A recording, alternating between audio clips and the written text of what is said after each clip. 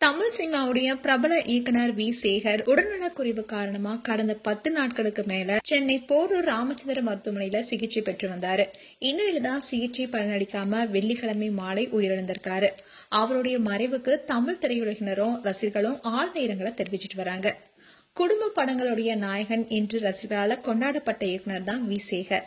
இவர் 1990ஆம் ஆண்டு நீங்களும் ஹீரோ தான் என்ற திரைப்படத்தின் மூலமா இயக்குனரா அறிமுகமானாரு. அதுக்கப்புறமா அவர் இயக்கிய பொண்டாட்டி சொன்னா கேட்கணும், விரலுக்கேத்த வீக்கம், வரவேட்டனா, செலவு பத்தனா உள்ளிட்ட குடும்ப படங்களின் மூலமா தமிழ் சினிமா ரசிகர்களிடையே மிகுந்த வரவேற்பு பெற்றாரு.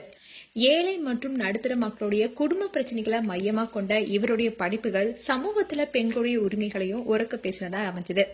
அது மட்டும் இல்லாம முதலா நகைச்சுவை நடிகர்களான வடிவேலையும் விவேக்கையும் ஒரே படத்துல நடிக்க வைத்த பெருமைக்குரியவர் தான் இவரு.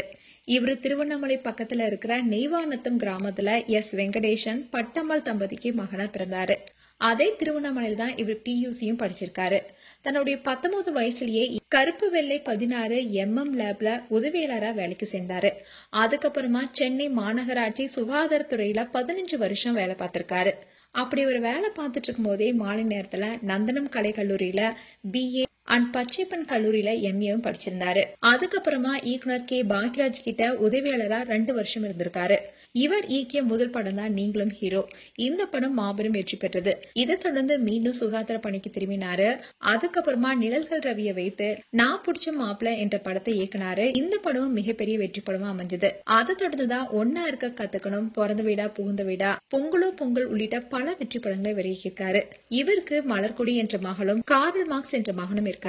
இப்போ இவருடைய இறப்பு பலருக்குமே அதிர்ச்சி கொடுத்திருக்கு.